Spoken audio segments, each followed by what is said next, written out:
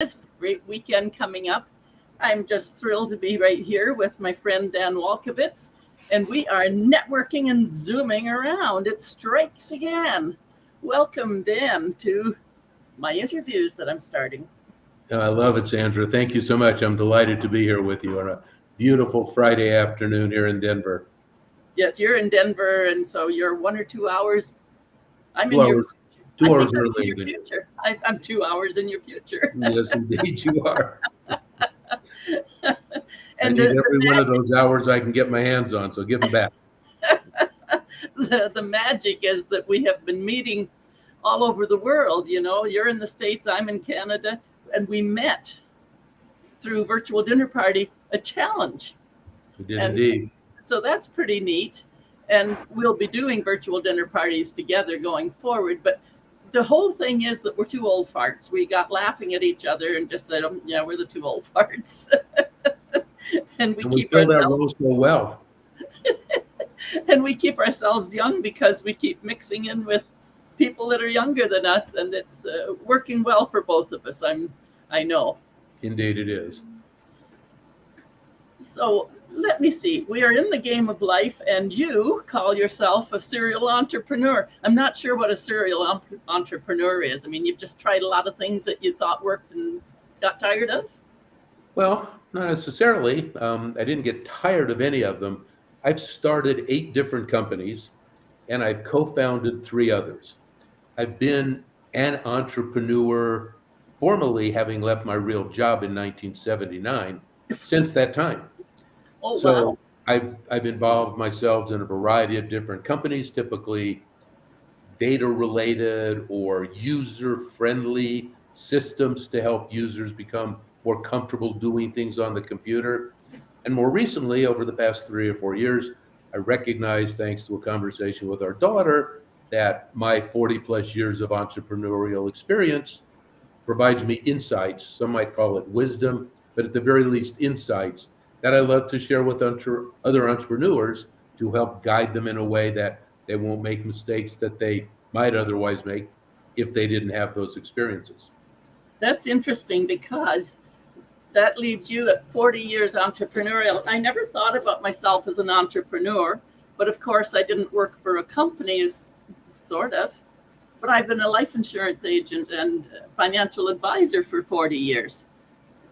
And out of all those interviews, that's a lot of experience. And so that's where I decided, I've been coaching people all my life. Of course, I'm a coach, I'm a teacher You and are a indeed. coach.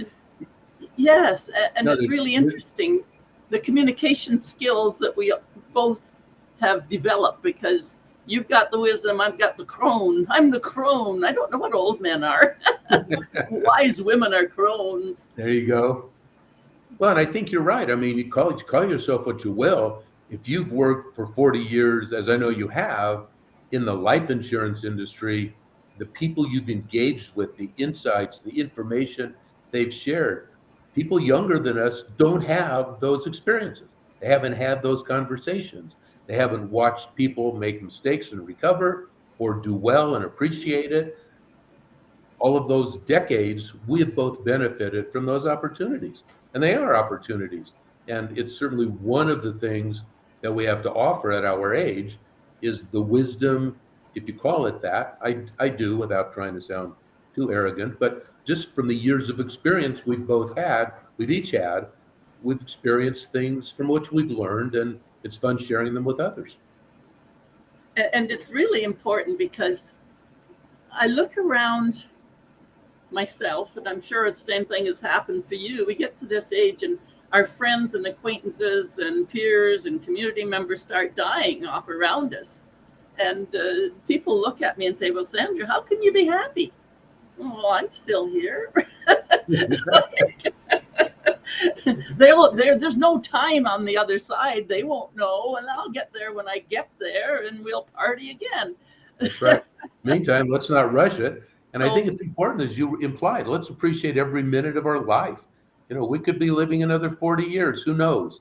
But if we stop living by stop believing that every day is through the grace of God and should be treated with joy, then we're dead anyway. So let's keep on living. We've both been having fun doing that. That's right. And the other thing that happens, you're the Entrepreneur Pro. I'm a financial 30 years Toastmasters. And I don't walk away from anything. 17 years prison. Well, helping them in prison. I don't stay there. This I was going to say, I wasn't aware of that part of your background. Oh, yes. And Quinny Grannies for Africa since 2006 when they started. I just keep being involved. And so do you, because every time you and I go to learn some other little piece on how to put this together and how to get Sandra coaching practice, it's just, we're both really busy, and it's huge in keeping us young. Now, you call yourself an introvert. I call myself an introvert. Oh, no. Sorry, I'm an extrovert. Right. Tell us about being an introvert and what you bring to the introverts of the world. Well, I've always felt like an introvert. There's a wonderful book I read once I started looking into introversion called Quiet by Susan Cain. And she refers to the Dale Carnegie book, Win Friends and Influence People, that came out in the mid-19th century when we were moving from rural America to more urbanization. Since that time, her position is, and I think it's valid, we have honored extroverts. We have respected them, we vote for them, we appreciate them, we see them as the gold standard of how everything should be done. And as an introvert, I grew up not seeing myself as an introvert, but never wanted to speak up in class. People were raising their hands.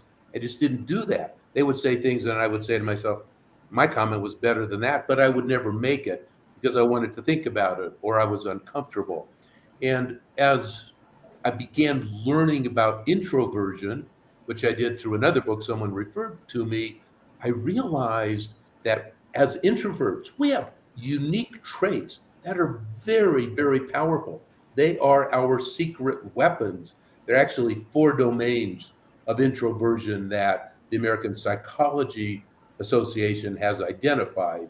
And each of those domains is an incredible foundation of strength. But we as introverts often don't appreciate them. And because our society is so extrovert oriented, we feel diminished. There's no reason to feel diminished. And all of the work I've been doing recently, helping introverts learn how to sell using those traits effectively, for example. Now that's really interesting, because as much as I like talking and as much I love the stage and I love being out with people, but the interesting truth is that underneath all those years, I thought I was the introvert because I think my mouth had been silenced by, do as you're told, don't be loud, don't be proud, don't, like so many don'ts that I really had to fight to let my voice be heard. That doesn't mean I wasn't always up singing and having a fun time that way. But inside, I was thinking, oh, somebody's going to be judging me. They're going to be saying I'm too much. I've just been too much of everything for too many people. And it's been a struggle for me to let my own voice out, my authentic voice out, which is what you've been meeting. Well, and yes, I have been. And thanks for all you have done for everyone in Africa and elsewhere you've come in contact with. You've led a full and uniquely broad-based life. You may well be an introvert. My wife says to me, what do you mean you're an introvert? You talk all the time. I love to speak as well in public. Mm-hmm. But introverts, there are these 4 domains. One of them is, if you're in a large group of people, would you prefer to spend a little time talking to a lot of people or a lot of time getting into depth with 1 or 2 people? And bingo. The latter, sorry? That bingo, because that's exactly where I am. That's an introvert. And another example is, if you are involved for a length of time doing public speaking, engaged with people, do you need time to just gather yourself and get away by yourself? So you are, despite what you perceive yourself to be, really are an introvert. But we have to live in the real world if we're doing what you've done or what I've done. You learn to adapt. I still go into when I was actually selling software and going to trade shows, they would have a cocktail party the night before where all the prospects were there.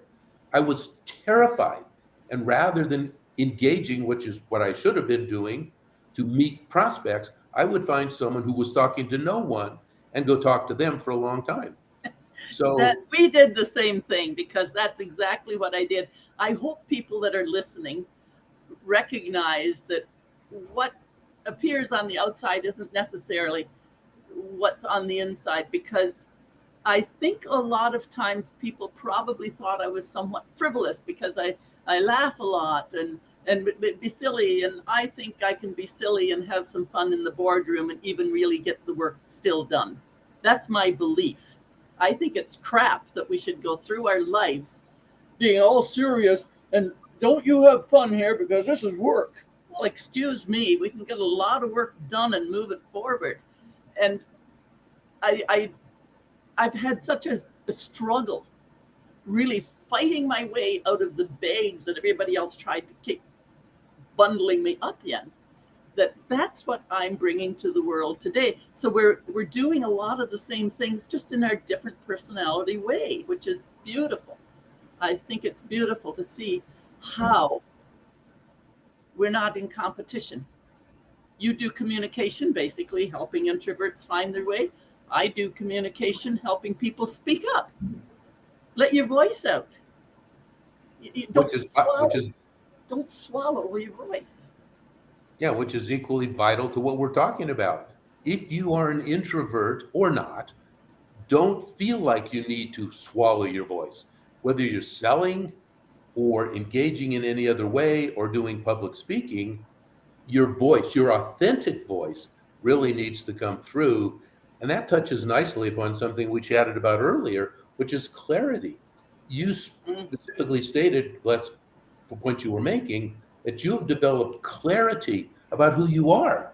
And recognizing that has enabled you to do more in your authentic voice. There's no reason to be stilted in boardrooms. There's no reason to be stilted anywhere. No. If you're discreet about it, and you are, to my experience.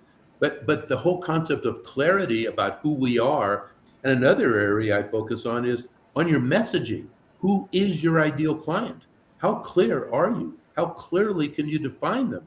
How clearly are you able to understand what makes you different, what makes you unique? Because if you don't have clarity on your client and you don't have clarity on what makes you special, you're not going anywhere. And that's a real challenge in this social media world.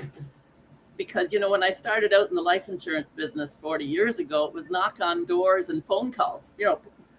I've even got, look what I've got. Old phone. Somebody said, I haven't seen one of those. I still use it. I love it.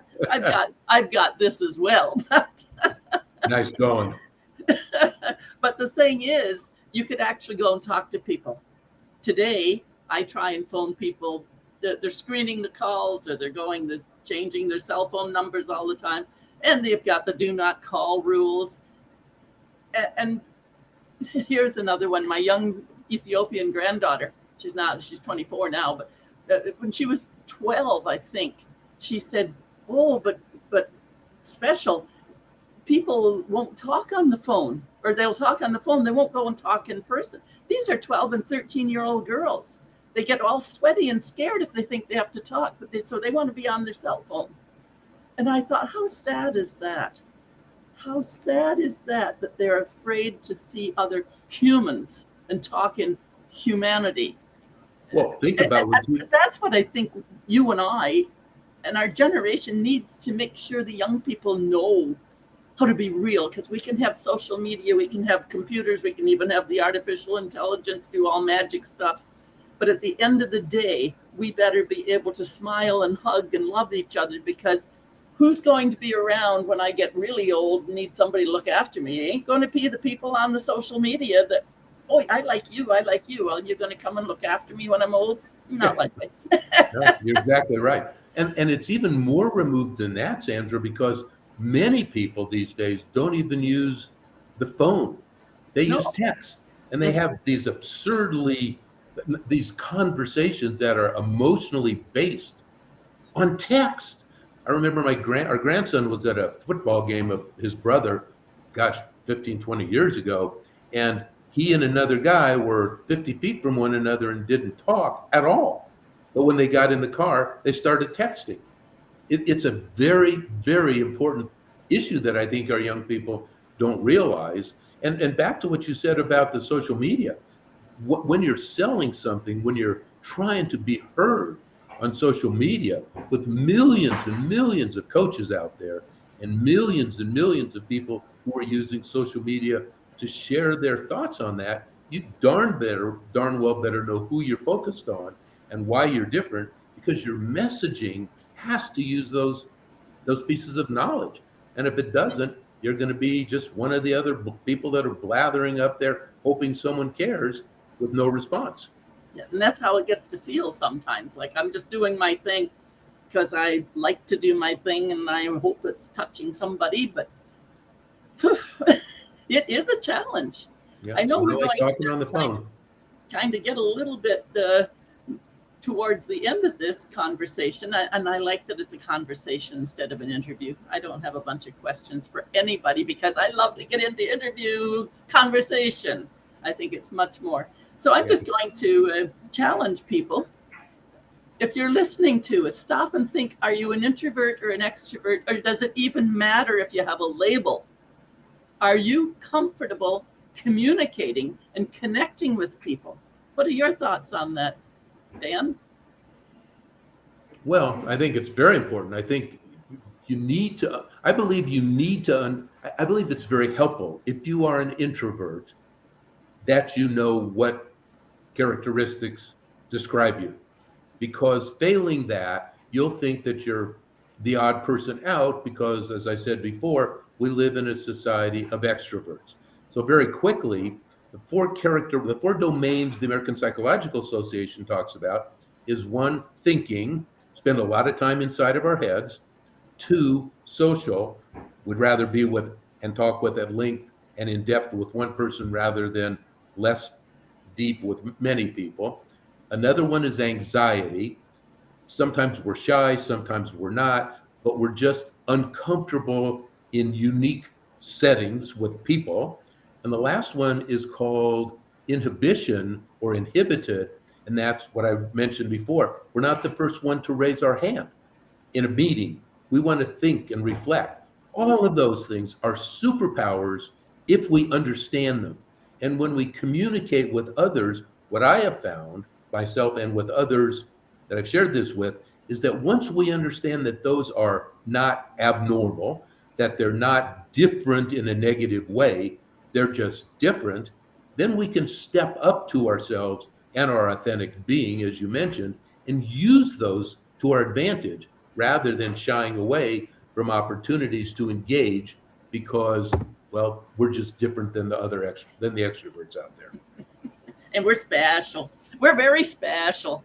Anyhow, Dan, it's been such a great time. I'm going to wind this up just because. But it's time because we could go on for hours, couldn't we? We could go on for hours. I'm hoping that everyone that's listening is enjoying it. Also, if you see on the Bitly, the Speak Up event that's coming up, we'll post that in our comments when we're sending this out to our social media as well.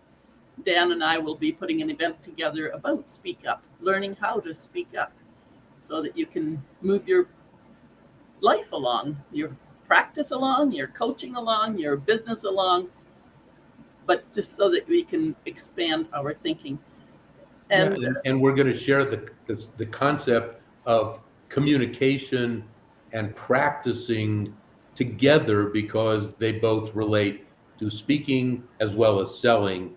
And the event is on August 29th, Sandra, and I'm looking forward with great pleasure to doing that with you. Thank you so much. We shall sign off.